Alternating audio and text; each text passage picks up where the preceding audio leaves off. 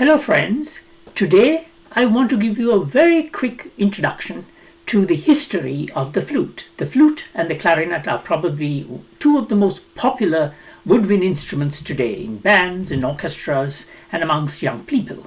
Now this is what the modern flute looks like, and it's made of metal and has lots of keys, and you play it like this.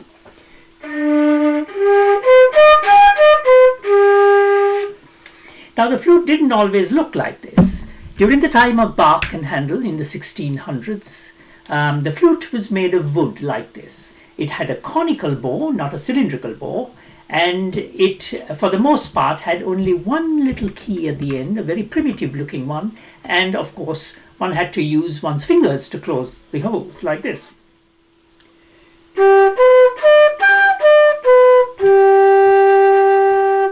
Much softer instrument, much quieter, and blended well with the harpsichord and so on.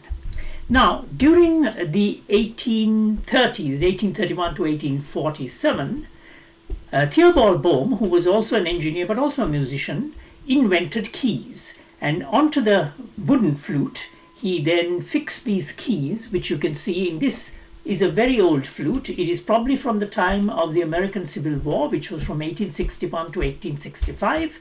It is not playable. A lot more work has to be done to restore this instrument, but you can see that the key system, which is called the Bohm system, here you have these keys which are quite corroded. Now, later on, in the late 1860s, early 1900s of the last century, you had flutes which developed the Bohm system and were getting much closer to the modern instrument. Again, still made with wood, the body, but then you had the introduction of metal, and then the keys are beginning to look a lot like the modern instrument.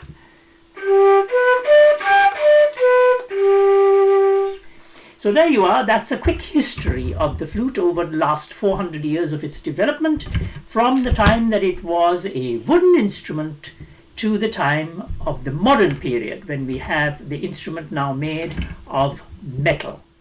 So that's all for now. I'll see you again next time soon. Bye.